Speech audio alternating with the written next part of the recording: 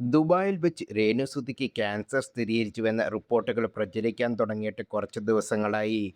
എന്നാൽ വാർത്തയുടെ പിന്നിലെ സത്യാവസ്ഥ രേണു ഇതുവരെയും വെളിപ്പെടുത്തിയിട്ടില്ല. ദുബായിൽ പോയി സ്ഥിരീകരിച്ചുവെന്ന കെട്ടിച്ചമച്ച കഥയാണെന്ന് പുതിയ അഭിമുഖത്തിൽ രേണു പറഞ്ഞിരുന്നു. അസുഖം ബാധിച്ച് കിടന്നാൽ തന്നെ പറ്റി നെഗറ്റീവ് പറഞ്ഞ ആരോടും സഹായം ചോദിക്കില്ലെന്ന് രേണു പറഞ്ഞു. ഏറ്റവും വലുത് മരണമാണ്.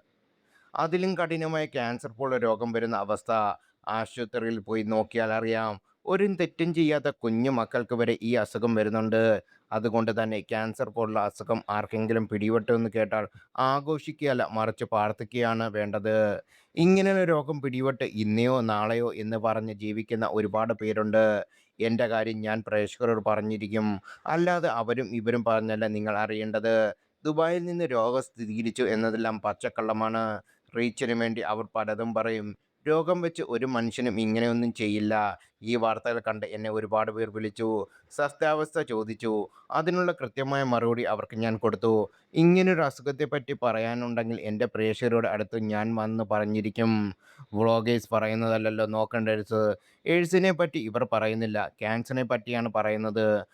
മുമ്പും എനിക്കെതിരെ ആരോപണങ്ങൾ ഇവർ കൊണ്ടുവന്നിട്ടുണ്ട്. ഇതിന് പ്രതികരിക്കാൻ സമയമായില്ലെന്ന് തോന്നുന്നില്ല. അവരുടെ മനസ്സിലെ ദുഷ്ടചിന്തകളെ കൊണ്ട് ക്യാൻസറാണെന്ന് പറയിപ്പിക്കുന്നത്. എനിക്ക് ക്യാൻസറാണെന്ന് എവിടെയും ഞാൻ ഇതുവരെയും പറഞ്ഞിട്ടില്ല. ദുബായിൽ പോയി സ്ഥിരീകരിച്ചുവെന്നൊക്കെ കെട്ടിച്ചമച്ച കഥകളാണ്. കുറച്ച് ദിവസമായി പ്രതീക്ഷിക്കാത്ത കാര്യങ്ങളാണ് നടക്കുന്നത്. എനിക്ക് ക്യാൻസറാണെങ്കിലും അല്ലെങ്കിലും എന്നെപ്പറ്റി നെഗറ്റീവ് പറഞ്ഞ് നടക്കുന്ന ആരുടെയും സഹായം എനിക്ക് വേണ്ട. ചത്തുപോയാൽ പോട്ടെന്ന് വെക്കും.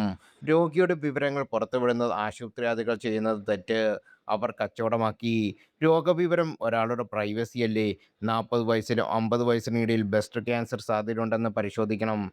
ഞാൻ ഇടയ്ക്ക് ചെക്ക് ചെയ്യാറുണ്ട്. അസുഖവിവരം ആഘോഷിക്കുന്നത് തെറ്റാണ്. ഇത് വിറ്റിട്ട് കാശുണ്ടാക്കിയാൽ അത് നല്ലതായി നിങ്ങൾക്ക് അനുഭവിക്കത്തില്ല. ഇത്രയും നാൾ എന്നെ വിറ്റ് കാശ് സമ്പാദിച്ചില്ലേ എന്ന് രേണു ചോദിക്കുന്നു. ശ്രുതിയുള്ളത് കൊണ്ടാണ് ഇവർക്കെല്ലാം എന്നെയും വിറ്റ് കാശാക്കുന്നത്.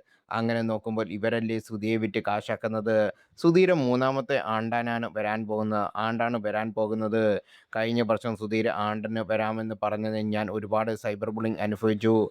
ഈ വർഷം ഒരു ചടങ്ങും നടത്തുന്നില്ല. എനിക്ക് എന്തെങ്കിലും അത്യാവശ്യം കാണുമായിരിക്കും. ഞാൻ അന്നേ ദിവസം വീട്ടിലുണ്ടെങ്കിൽ സെമിത്തേരിയിൽ പോയി ഒരു തിരി കത്തിച്ച് പ്രാർത്ഥിക്കും. അതുപോലെ അനാഥാലയത്തിൽ ഭക്ഷണം വിതരണം ചെയ്യും. ഒരു നേരത്തെ ആഹാരം അവർക്കൊപ്പം ഇരുന്ന് കഴിക്കും. എനിക്കൊന്നും ചെയ്യാൻ പറ്റാത്ത അവസ്ഥയാണ്.